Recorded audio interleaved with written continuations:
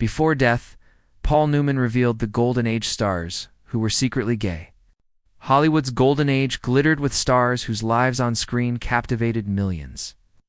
But their private lives, those remained carefully hidden behind studio-constructed facades.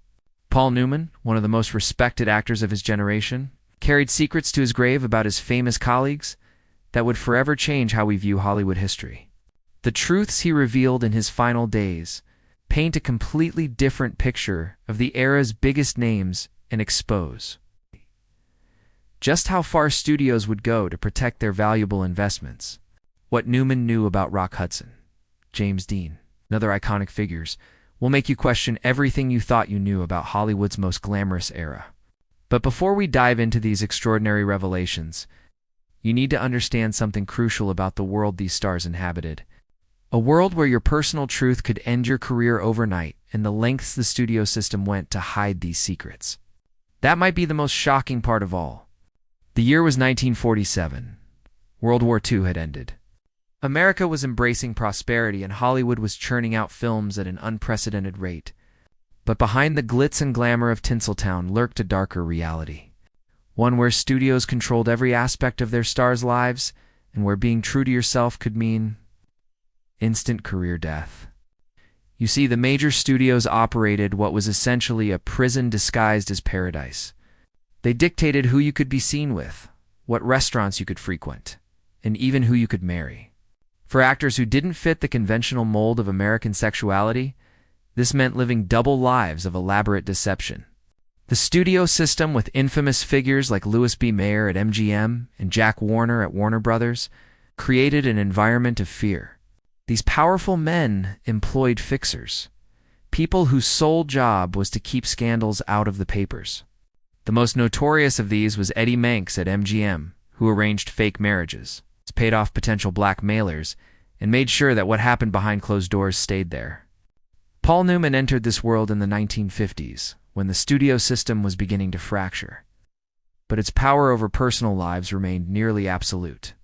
As a leading man with his startling blue eyes and charismatic presence, Newman became privy to the industry's most carefully guarded secrets. Unlike many of his contemporaries, Newman lived long enough to see a different era in Hollywood. One where the truth about some of these stars began to emerge. And in his final days, according to those closest to him, Newman reflected on the toll these secrets took on some of the greatest talents he had known. The tragedy wasn't just that they had to hide. Newman reportedly told a close friend before his death in 2008. The real tragedy was that everyone knew but pretended not to. That kind of collective lying does something to a person's soul. What Newman revealed about 6 of Hollywood's most beloved male stars would finally bring to light what many in the industry had whispered about for decades. These weren't just rumors. These were the lived experiences of men who had to deny fundamental truths about themselves to preserve their careers, and in some cases their very freedom. But before we reveal the full extent of Newman's bombshell confessions, we need to understand just how dangerous it was to be different in Hollywood's golden age. Being identified as homosexual didn't just mean scandal. It could mean arrest, imprisonment, and complete professional destruction. The studio's solution: create elaborate heterosexual personas for their valuable stars, complete with arranged marriages, paid female companions for public appearances, and a press that was either complicit or completely fooled by the charade. The deception was so complete that millions of fans never suspected the truth about their screen idols. And the first of these idols, a man whose name became synonymous with rugged American masculinity, despite living a very different reality behind closed doors, playing a very vital role in the struggle to keep Europe and mankind free from the fascist threat. Was it Rock Hudson? Hollywood's ultimate illusion. When Rock Hudson died of AIDS-related complications in 1985, it shocked America.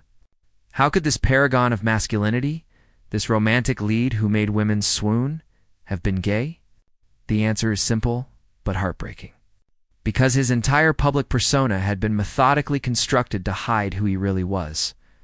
According to what Paul Newman revealed in private conversations, toward the end of his life, Rock Hudson's situation was well known among Hollywood insiders. Rock suffered more than most. Newman reportedly said everyone in the industry knew, but the deception had to be maintained at all costs because he was Universal's biggest moneymaker. Hudson's agent, Henry Wilson, specialized in promoting extremely handsome young men while carefully managing their private lives. Wilson reportedly arranged Hudson's marriage to his secretary, Phyllis Gates, in 1955, a union that lasted just 3 years, but served its purpose in quelling rumors about the actor's sexuality. What makes Hudson's story particularly poignant is how completely the public bought the fiction. Women across America fantasized about this tall, handsome leading man who starred opposite Doris Day in beloved romantic comedies. Little did they know that Hudson was living an entirely different life off-screen. Newman described witnessing Hudson's struggle firsthand. At industry parties, there was always this tension, he reportedly confided. Rock would arrive with whatever female companion the studio had arranged, but everyone in the room knew it was theater. You could see the toll it took on him having to constantly perform, even when the cameras weren't rolling. The pressure of maintaining this facade became increasingly difficult for Hudson. He took risks, frequenting underground establishments where he could briefly be himself. These moments of authenticity came with tremendous danger. Exposure could have ended his career instantly. When Hudson was diagnosed with AIDS in 1984, he kept his condition secret as long as possible. His gaunt appearance on Dynasty sparked rumors, and the narrative he had maintained for decades began to unravel. His death in 1985 forced America to reconcile the image they had cherished with the reality of who Hudson actually was. Rock's death changed everything. Newman reportedly said it made the lying seem not just cruel, but ultimately futile. All those years of hiding, and in the end, the truth came out anyway. But Hudson wasn't alone in his struggle. Another brilliant actor of the era lived a similar double life, though his path took different turns. But that's the point. If it's on the entertainment side of scaring you, then people like it. And it's always with a smile that people talk about Psycho and an unconscious. Anthony Perkins is the man behind Norman Bates. Anthony Perkins created one of cinema's most unforgettable characters in Norman Bates, the disturbed motel owner in Alfred Hitchcock's Psycho. The irony is that while Perkins was bringing this complex, troubled character to life on screen, he was struggling with his own complex identity behind the scenes. According to what Paul Newman shared with confidants, Perkins lived in constant fear of being exposed. Tony carried this constant anxiety. Newman reportedly said after Psycho made him famous, the scrutiny intensified. He was terrified that his private life would become public and that people would somehow connect Norman's issues with his own personal struggles. Unlike Rock Hudson, who projected uncomplicated masculinity, Perkins often played characters with psychological depth and inner conflict. This made the management of his public image even more challenging for the studios. The solution? Construct a narrative of an introverted, sensitive artist whose focus on his craft left little time for romance. What few people knew was that Perkins reportedly had relationships with several male actors and dancers during the peak of his career. These connections had to be hidden completely from public view. According to Newman, Tony would sometimes show up at private industry gatherings and be a different person entirely. It's more relaxed, more himself. Then the next day, he'd be back to the carefully constructed public persona. The pressure eventually led Perkins to undergo therapy specifically aimed at changing his sexual orientation, a practice now discredited but common at the time. He later married photographer Barry Berenson in 1973 and had 2 sons with her. By all accounts, he was devoted to his family, though friends suggested his personal journey remained complicated.